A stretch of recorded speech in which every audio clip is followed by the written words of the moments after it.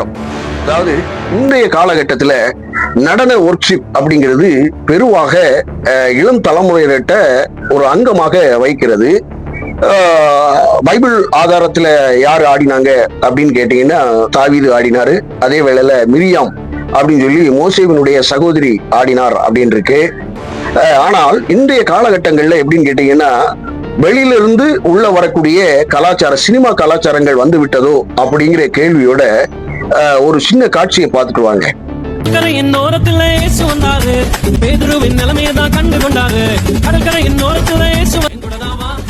ஜிங்கிலாலா ஜிங்கிலாலா Gloria அப்படின்னு சொல்லி ஒரு பாடல். அந்த பாடலுக்கு நடனம் ஆடியிருக்காங்க. எல்லல வேணும் கிறிஸ்துவ படிப்புனையாக இருக்குமா அப்படின்னு கேட்டீங்கன்னா அதுக்கு ஒத்ததாக இன்னொரு பாடலையும் அதே சகோதரி, அதாவது புறஜாதியாருடைய சகோதரிமார்கள் எப்படி ஆடி இருக்காங்க அப்படிங்கறத பாருங்க.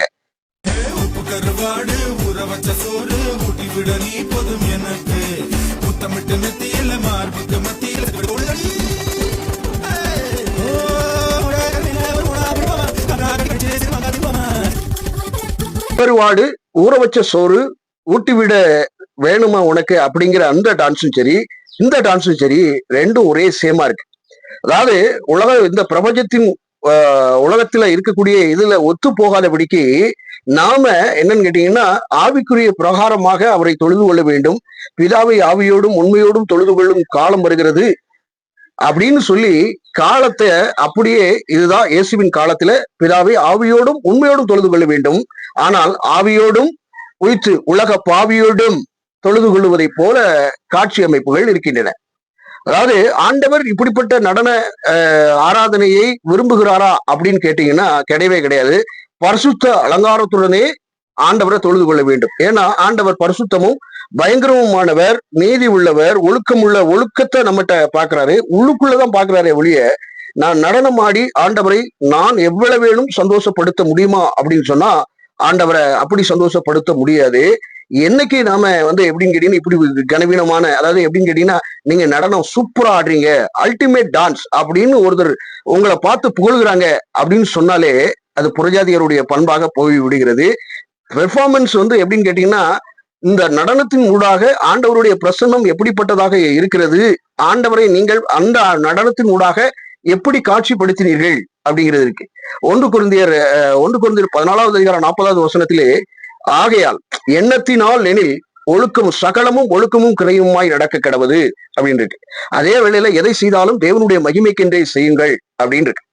ஆனால் இவர்களை போன்ற இளம்தாரிகள், இளம் சகோதரிமார்கள் என்ன செய்யறாங்க அப்படின்னு கேட்டீங்கன்னா அதாவது கிறிஸ்துவத்தை பார்த்துதான் நம்முடைய பண்பு, நம்முடைய சுவாபம், நம்முடைய கிரியைகளை பார்த்துதான் புறஜாதியார் வரணும். அப்படி ஆண்டவராகிய இயேசு கிறிஸ்துவானவரை சகையு இவர் எப்படிப்பட்டவரோ அப்படிங்கிற ரீதியில பார்க்கறதுக்காக அவன் காட்டத்தி மரத்துக்கு மேல ஏறி பார்க்கிற அளவுக்கு இருக்கணும். ஆனால் இவர்கள் என்னன்னு கேட்டீங்கன்னா சினிமாவை உட்புகுத்தி என்ன பண்றாங்க அப்படின்னு கேட்டீங்கன்னா வேற மாதிரி போறாங்க. நாங்க வேற மாதிரி ப்ரோ அப்படிங்கிற மாதிரி வேற மாதிரியான ஒரு என்ன சொல்றது திறமைகளை வெளிப்படுத்துகிற ஒரு இடமாக கருதுறாங்க. இன்னொரு காட்சியும் பாருங்க.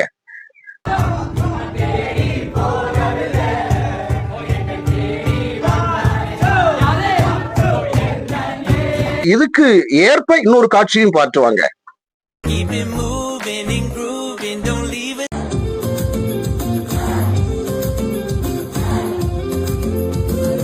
சினிமா நடன கலைஞர்கள், சினிமா சார்ந்த காரியங்கள் எல்லாமே சபைக்குள்ள ஊடுருவிய வந்த நிகழ்வை தான் நம்ம பார்க்க முடிகிறது.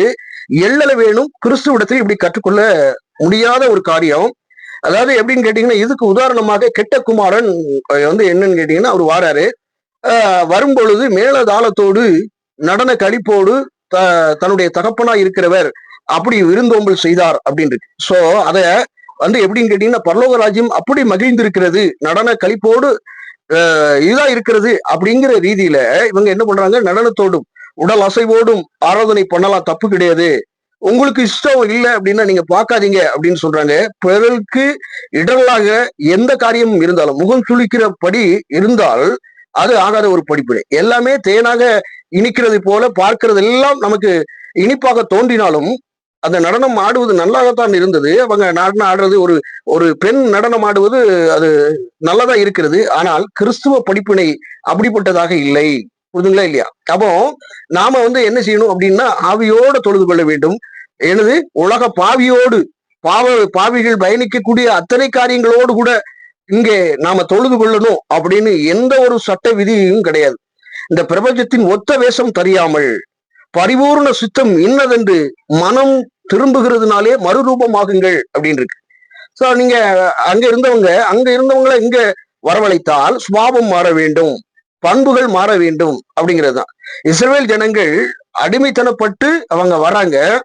வந்தாலும் என்னன்னு கேட்டீங்கன்னா மீண்டுமாக மேகஸ்தம்பம் அக்னி ஸ்தம்பம் செங்கடலை ரெண்டா பிளக்கிறாரு. பிளந்து தண்ணீரை, அதாவது ரொம்ப உப்பு கரிக்கக்கூடிய தண்ணீரை மதுரமாக்கி வனாந்திரத்துல காடைகளை அனுப்பி இப்படி போஷித்து ரொம்ப பிரம்மாண்டமாக ஆண்டவர் என்னன்னு கேட்டீங்கன்னா யூதர்களை அப்படி கூட்டு வர்றாரு. அப்படி கூட்டு வந்த போதும் என்ன பண்ணிட்டாங்க அப்படின்னு கேட்டீங்கன்னா சீனாய் மலைக்கு மோசே போகிறார். போயிட்டு அவரு வர்றதுக்கு அவரு செத்துட்டாரு, மண்டை போட்டாரு அப்படின்னு சொல்லிட்டு என்ன பண்ணிட்டாங்க, அவங்கள இருக்கக்கூடிய தங்கத்தை எல்லாம் எடுத்து என்ன பண்ணாங்க, நவ கேவலமான ஒரு நடனத்தை, ஆபாசமான நடனத்தை ஆடினார்கள், கேவலத்தை இது பண்ணினார்கள் அப்படின்னு இருக்கு. அப்போ அதைதான் சமாரியா ஸ்ரீ இடத்துல சொன்னாரு, பிதாவை ஆவியோடும் உண்மையோடும் தொழுது கொள்ள வேண்டும். எதுக்காக அதை சொன்னாரு? இந்த மாதிரியான மாய்மாலங்கள் தேவையற்றது, ஆண்டவருக்கு அருவருப்பானது அப்படிங்கிற ரீதியில தான் ஆண்டவர் ஆவியோடும் உண்மையோடும் முழு பலத்தோடும் அன்பு கூர்வாயாக அப்படின்னு இருக்கு. அப்ப அன்பு கூர்வாயாக அப்படிங்கிறது என்ன அர்த்தம் அப்படின்னு சொன்னா அவருடைய உபதேசத்தை கை கொள்வது, அவருக்கு பிரியமான ஆராதனை எப்படி அப்படிங்கிறத நம்ம கனெக்ட் செய்து ஆவியோடு நாம் பாட வேண்டும், கருத்தாக பாட வேண்டும். அதை பிறருக்கு என்ன பண்ணணும் அப்படின்னு கேட்டீங்கன்னா இதா இருக்கணும், வைக்கணும். இப்போ இன்னொரு சின்ன கிளிப்பிங்க பாட்டுவாங்க.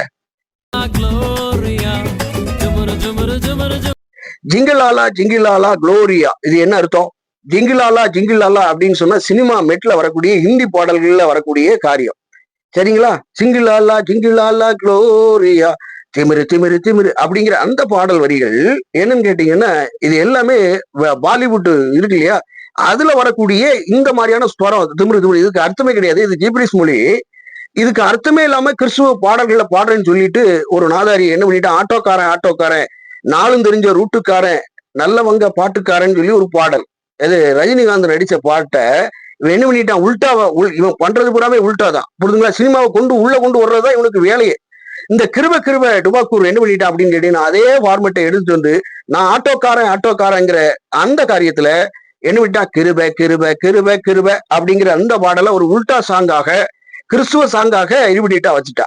சரி, இன்னொரு பாடலை, பழைய பாடல் தான் 80களில் 85களில் 1986 வந்த பாடல் ஒண்ணு, அதை பாருங்க.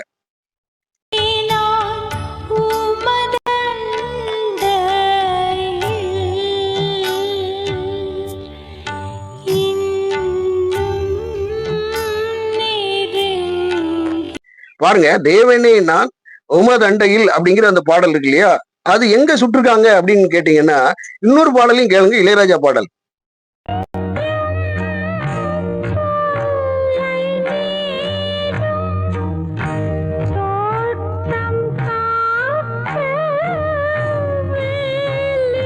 அதாவது அந்தந்த காலகட்டங்கள்ல வரும்பொழுது என்ன பண்றாங்க, அது ஒரு ஃபேமஸான பாடலாக இருந்ததுன்னா உடனே காப்பி அடிக்கிறது தான் நம்பர் 1 லீடுல வச்சிருக்காங்க. திருந்துவாங்களா அப்படின்னு தெரியல. அதாவது இசையமைப்பவர்கள், அதாவது கிறிஸ்துவ இசைமை அமைப்பவர்கள், பாடலை பாடுகிறவர்கள் எல்லாமே சினிமாவை அப்படியே காப்பி பேஸ்ட் அடிச்சு அப்படியே காப்பியை இது பண்ணி வச்சு கடைசியில பாத்தீங்கன்னா வேற மாதிரி இந்த உலகத்துல கொண்டு வந்து இது பண்றாங்க, வைக்கிறாங்க. இதற்கு கவனம் செலுத்த வேண்டும்.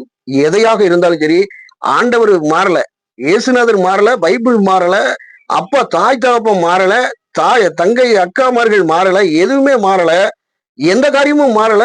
இவங்க கிறிஸ்துவத்துக்குள்ள மாற்றத்தை கொண்டு வருவாங்க அப்படின்னு சொன்னா நாம பல்லவ ராஜ்யத்துக்குள்ள போய் ஏமாற்றத்துடன் தான் நாம நிற்போம், கைவிடப்பட்டவர்களாக இருப்போம். புரியுதுங்களா?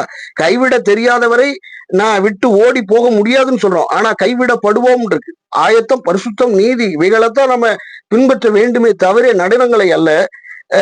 ரொம்ப மோசங்க, ரொம்ப ஆக மோசம். அதே வேளையில நான் என்னன்னு கேட்டீங்கன்னா 2 வீடியோவை டெலிட் செய்தேன். இந்த 2 வீடியோல டெலிட் பண்ணதுக்கு என்ன காரணம், டெக்னிக்கல் இஷ்யூ ஒண்ணு. அதுக்கு அடுத்த செக்மெண்ட் என்னன்னு கேட்டீங்கன்னா ஒரு மொட்டையன் பார்த்தா பாண்டா கரடி மாதிரி இருப்பான், பார்த்தா வந்து எப்படின்னு கேட்டீங்கன்னா கொரில்லா மாதிரி மண்டைய சிரைச்சிருப்பான், மீசையும் சிரைச்சு விட்டு அப்படி ஒரு கேவலவாதி ஒருத்தன் அடிச்சுக்கிட்டே இருக்கிறான். வீடியோ அதாவது எதிர்கொள்ள முடியாது இவனுங்களால. என்னன்னு கேட்டீங்கன்னா 2 வியூஸுக்கே மண்டை காய்ச்சிருவாங்க, மண்டை கோளாறு ஆயிரும். ஏன்னா நம்ம பேசுற பேச்சு அப்படி தட்டனடியா பேசி விட்டுருவேன், நேர்ல பேசி விட்டுருவேன். எவனா இருந்தாலும் அதுக்கு பயப்பட போறது இல்லை, எந்த பயலுக்கும் நான் பயந்து வைக்க மாட்டேன். என்னன்னு கேட்டீங்கன்னா இந்த 2 வியூஸுக்கே உங்களுக்கு மண்டை கோளாறாகுது, மண்டை காயுதுன்னா என்ன பண்றது பாருங்க. 3 அன்லைக்க பண்ணி 3 ரிப்போர்ட்டை கொடுத்து என்னடா இது கேவலவாதிகள். எல்லாத்துக்குமாக பேச்சுரிமை இருக்கிறது, பேச்சு சுதந்திரம் இருக்கிறது, உனக்கு பேச முடியும் அப்படின்னு சொன்னா இது தப்புப்பா அப்படின்னு சொல்லி ஒரு எதிர்வாத வீடியோ போட்டுரு. இதெல்லாம் தப்புப்பா அப்படின்னு சொல்லி ஒரு வீடியோ போடு. ஏன்னு கேட்டீங்கன்னா இதை எதிர்கொள்ள வேண்டுமாய் நான் உங்களிடத்துல கேட்டுக்கொள்கிறேன். நன்றி, வணக்கம்.